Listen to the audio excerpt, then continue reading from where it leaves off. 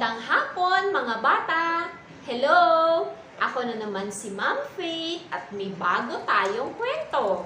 Pero bago tayo magkwento, nakapag-subscribe na ba kayo sa YouTube channel ni Ma'am Faith? O, mag-like at mag-share din kayo ng mga video ko ha, para mas marami ang mga makanood ng ating kwento. Hey, ang kwento natin ngayon tungkol sa pagmamahal ng isang nanay at ang kanyang anak. Handa na ba kayo? Hey, makinig na kayo. Papel de Liha, kwento ni Ompong Remigio at ginuhit ni Beth Parocha. Inilathala ng Adarna Book Services Incorporated noong 1996 sa Quezon City. Papel de Liha, kwento ni Ompong Remigio at guhit ni Beth Parocha. Ang nanay ko ang imis-imis.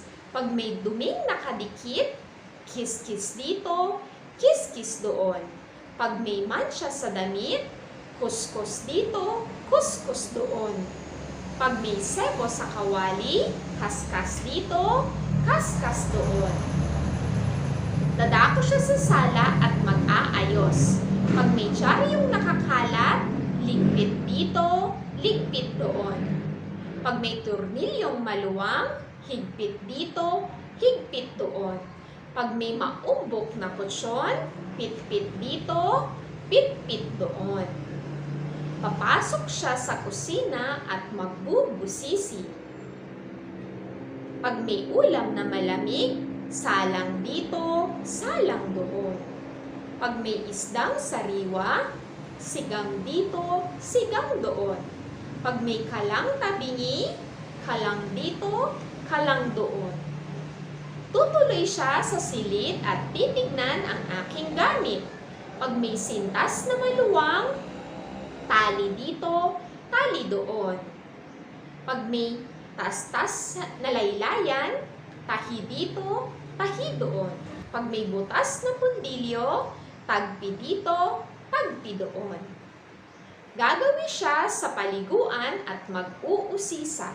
Pag may wiwi na nakita, buhos dito, buhos doon. Pag may aan na naiwan, buhos dito, buhos doon. Pag may uu na sumingit, buhos dito, buhos doon. Iikot siya sa bakuran, sa may halamanan. Pag may dahong naglaglagan, walis dito, walis doon. Pag may ipot ng ibon, palis dito, palis doon.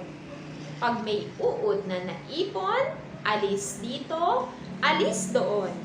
Yan si nanay, ang imis-imis, maghapon at magdamag, kiss-kiss, kuskus, higpit, ligpit, salang, sigang, tali, tagpi, walis, palis. Isang araw, dumating si Tita Maring. Ang sabi niya, ano ba naman milagring? Kaskas, kiss-kiss, kuskus ka ng kaskas, kiss-kiss, kuskus, kaya kumapal at bumaspang ang palad mo. Parang papel de liha na pang-isis. Hinay-hinay ka lang at magpalambot ng balat. At baka hindi nahawakan ni Turing ang kamay mo. Hindi nahahawakan ni tatay ang kamay ni nanay? Bakit? Ano ang papel de liha? Naghanap ako sa bahay ng papel de liha, pero papel de hapon ang nakita ko. Pumunta ako sa tindahan ni Aling Epang at bumili ako ng papel de liha. Magaspang ito, mahapdi sa balat. Gasgas ang kahoy ang isang kaskas. Nisnis ang damit sa isang isis. Ganito ba kagaspang ang kamay ni nanay? Minsan, nilagnat ako at napilitang mahiga.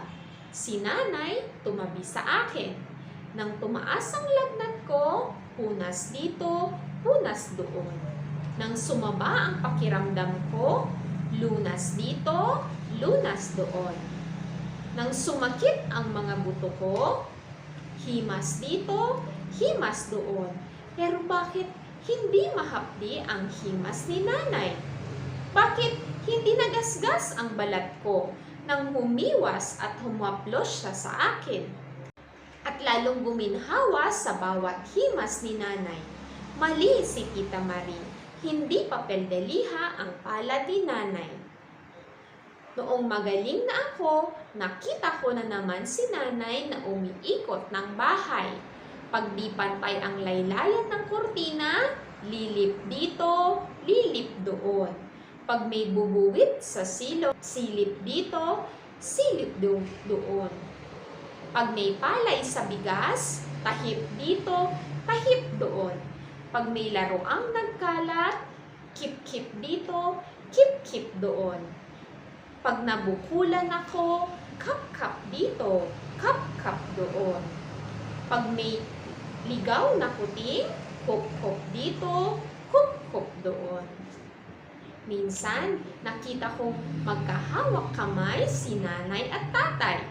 Ang sarap tignan. Mali talaga si Tita Marie. Hindi papel de liha ang mga palad ni nanay. Hindi papel de lihang isis dito, isis doon. Kiss-kiss dito, kiss-kiss doon. Kas-kas dito, kas-kas doon. Pero di ko pa rin matiis na tanungin si nanay kung bakit nasabi ni Tita Marie na papel de liha ang mga palad niya. Anak, makapal at magaspang ang mga palad ko dahil sa kakatrabaho, sabi niya. Naisip ko, pinalambot ng magaspang na kamay ni nanay ang unan sa ulo ko. Ang manok na nilaga, ang kutsyon sa upuan, ang medyas at kamiseta ni tatay, ang lupang batuhan, pati lumang pandesal, lumambot din. Pumunta ako kay nanay at humawak sa kamay niya. Pakiramdam ko, kahit kailan ayaw ko nang bumitaw pa.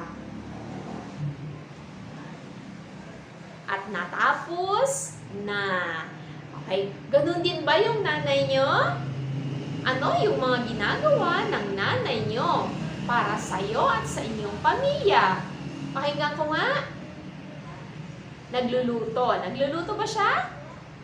Okay. Naglalaba ba siya? Nagtratrabaho ba siya sa bahay nyo? Okay, ganon. O, alam nyo, sa susunod na linggo ay Valentine's Day, araw ng mga puso. O, gusto nyo ba gawan natin ng card ang mga nanay at iba pang kasama nyo sa bahay ng card? Gusto nyo ba yon? Okay, mag-drawing ulit tayo ha. Okay, ilabas yung coupon band at Crayola at lapis at mag-drawing na tayo.